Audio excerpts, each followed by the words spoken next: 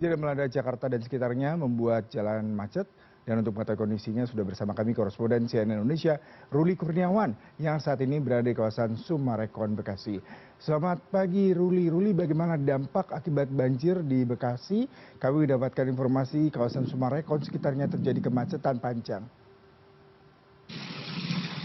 Ya, selamat pagi Yuda. Dan memang posisi saya sekarang berada adalah tepat di ujung dari jembatan Kiai Haji Nur Ali atau jembatan Sumarekon Bekasi, yaitu tepat berada di depan Pemda ataupun Pemkot Bekasi dan juga di depan Stadion Bekasi Selatan. Dan juga kalau saya bisa menginformasikan situasi lalu lintas yang ada di kota ini sekarang adalah bagian di belakang saya.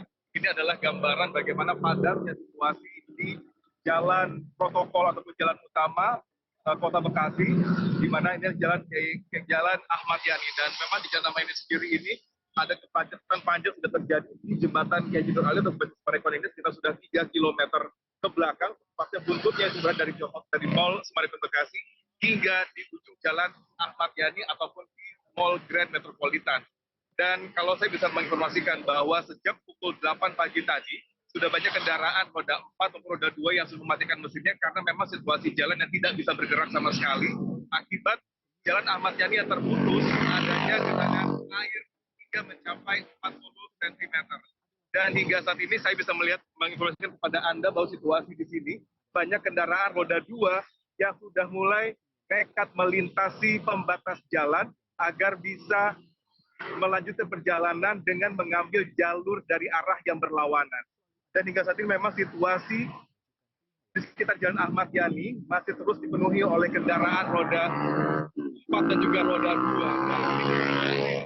Juga kita melihat bahwa banjir atau genangan air masih terlihat di sekitar Stadion Utama Bekasi, di mana juga banyak kendaraan yang berhenti di tengah jalan untuk melihat memantau kondisi ke depannya seperti apa.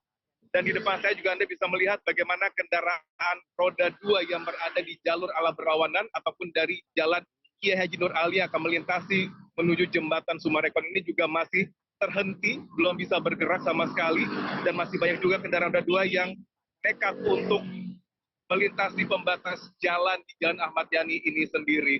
Dan hingga saat ini masih belum terlihat apakah ada upaya untuk melerai kemacetan yang ada di Jalan Ahmad Yani ataupun jalan utama Kota Bekasi ini sendiri, karena memang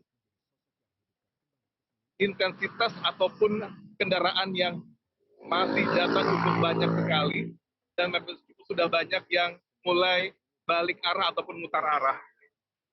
Dan tidak hanya di wilayah Jalan Ahmad Yani sendiri, ternyata kemacetan juga terjadi di perempatan perlintasan kereta stasiun Bekasi, di mana kemacetan juga sudah cukup panjang, mulai dari Mall Sumarekon dan atas Jalan Perjuangan menuju ke perempatan perlintasan kereta api dan juga dari arah sebaliknya.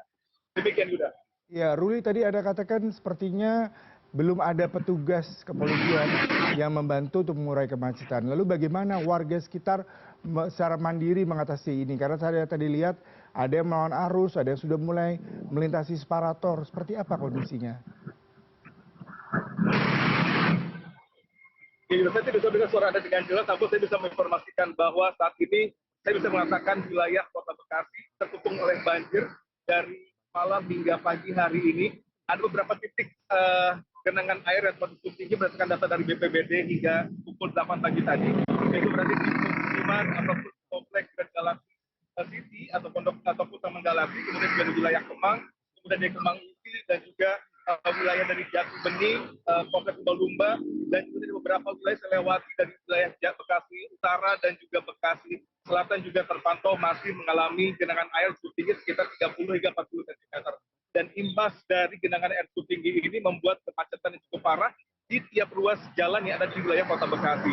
Bahkan hingga saya melihat masih banyak sekali warga yang masih tidak bisa bergerak, terutama kendaraan roda 4 yang juga terpaksa harus berhenti di tengah jalan, dan juga sudah banyak yang mematikan kendaraan mereka. Dan mereka juga masih bingung apakah nanti akan bisa melanjutkan perjalanan ke tempat kerja mereka, ataukah mereka akan terpaksa untuk stuck di wilayah ataupun di Kota Bekasi, dan Kota Bekasi ini ada menunggu bagaimana nanti banjir lebih surut dan bisa ditasi oleh kendaraan.